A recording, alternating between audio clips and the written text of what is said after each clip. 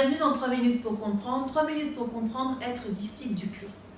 Si au sens étymologique, disciple signifie élève, du latin discipulus, il y a cependant une nuance qui va distinguer le disciple du Christ avec un disciple d'un maître.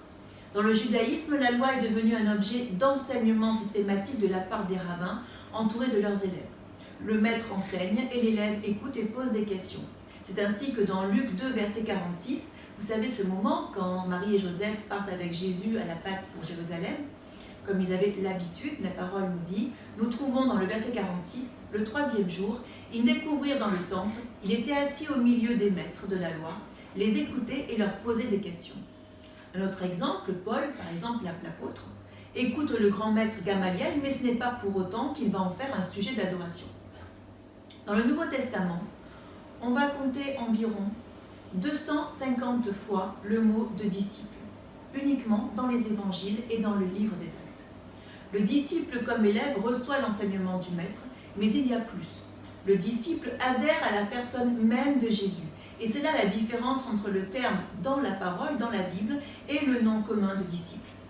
Un disciple d'un philosophe va s'attacher à sa doctrine, sa pensée, tandis que le disciple de Christ est corps et âme liés à la personne du Seigneur. Ce qui porte un disciple, c'est l'adhésion de la foi à sa mission personnelle. Jésus désigne lui-même ses disciples, c'est ce qu'on appelle l'appel.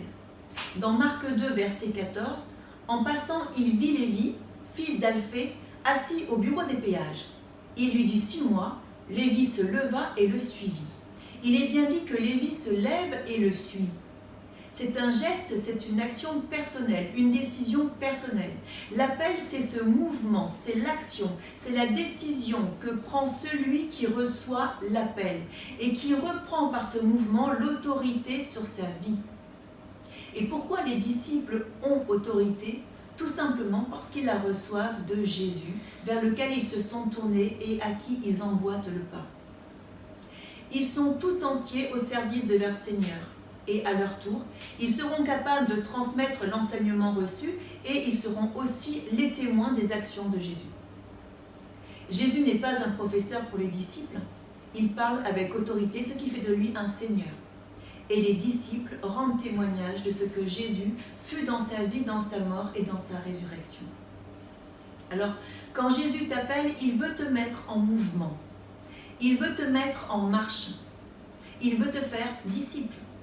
Il te guide dans un nouveau chemin, une nouvelle vie, dans la lumière de Dieu, c'est-à-dire dans la vérité. Être disciple, c'est finalement intégrer cette définition du Christ que lui-même donne. Je suis le chemin, la vérité et la vie, nul ne vient au Père que par moi. Être disciple, c'est intégrer cette définition du Christ que lui-même donne. Je suis le chemin, la vérité et la vie, nul ne vient au Père que par moi. Être disciple, c'est tout simplement marcher dans la lumière de Dieu. Amen.